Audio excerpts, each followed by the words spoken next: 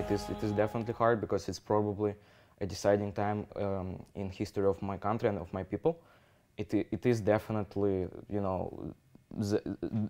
what's going to be decided now is going to affect history not only of Ukraine but probably of the whole world for next like 50 years. Lobanov is in his last semester at Thompson Rivers University, and he says it's been hard being so far away from his country and his family during this pivotal time for Ukraine. But according to Lobanov, things back home don't feel as dire as they appear in Canadian media. He says news of fatal clashes in Ukraine have been common for as long as he could remember. Nobody wants war in Ukraine.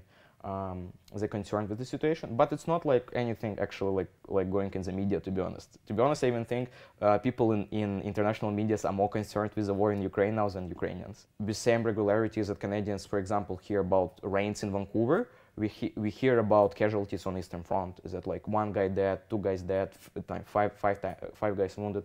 It's it's gruesome and it's terrible, but that's a reality we live in. Conflict between Ukraine and Russia is nothing new, but in the last few weeks, tensions escalated after Russia deployed more than 100,000 troops on the Ukrainian border. Lobanov says a lot of people watching the news don't realize the Russian takeover likely wouldn't stop in Ukraine. But the thing is, if they win and they conquer Ukraine and they do whatever they want and we just leave it like that, do you think they will stop at that point? Do you think they will just say, oh no, yeah, okay, Ukraine is ours, yeah, so we will just go chill for 50 years? No, it's not going to be like that. While the United Nations has been in discussions on diplomatic solutions, the Pentagon says it has deployed another 2,000 American troops to Poland and Germany. Canada's defense minister has declined to say when a Canadian decision will come.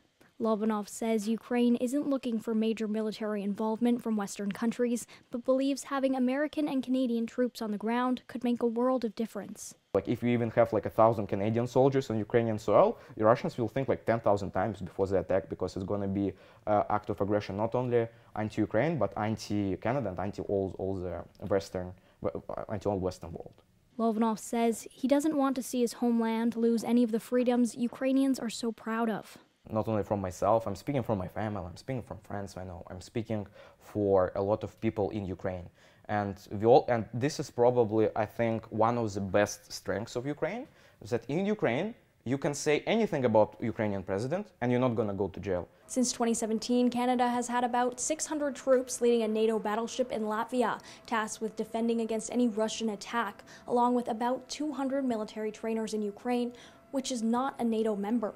Prime Minister Justin Trudeau announced last week that Canada was extending its training mission in Ukraine for another 3 years and will add 60 trainers as part of the suite of military aid, including night vision goggles and armored vests. For Castanet News, I'm Sydney Chisholm.